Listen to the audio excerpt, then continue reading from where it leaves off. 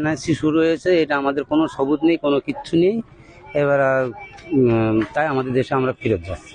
আচ্ছা, এটা আমাকে বলুন, বিজেপি সরকার আসার কারণে কি ফিরছেন? ওই বিজেপি সরকার আসার কারণেই তো এই এনআরসিটা শুরু হয়েছে না।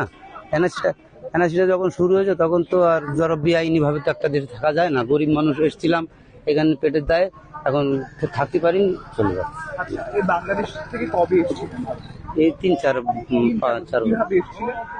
এসছিলাম, এমনি চলে এসছিলাম, কাউকে ধরে না, এমনি পার হয়ে চলে এসছিলাম লোকেদের। সেটা সেটা হচ্ছে সেই এইদিকে কোথায় ধামাখালি না কি, এইদিকে ধামাখালি? এইদিকে। এটা বলুন নদী পার হয়ে এসেছিলেন? আচ্ছা, পরিবারে কতজন ছিলেন আপনার? এই তো আমাদের, সবাই চলে এসেছিলেন। এখানে কি করতেন? আমি ওই রাজমিস্ত্রি কাজ করতাম, রাজমিস্ত্রি কাজ করতেন। আর ডকুমেন্টস, লক্ষ্মীর ভান্ডার, সুযোগ সুবিধা এইগুলো আমাদের। কেউ পেতেন না? আর এই যে ভোটার কার্ড ছিল?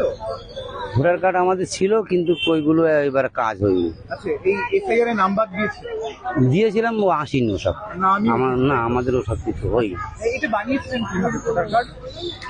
ওইটা যে জায়গায় যে এলাকায় যে ছিলাম সেই এলাকার লোক বলতো যে তোমরা বাংলাদেশি লোক, এখানে বিনা সবুজে থাকলে তোমাদের ধরে মারধর করবে, তেড়িয়ে দেবে, তা তোমরা এটা একটা কিছু করে নাও।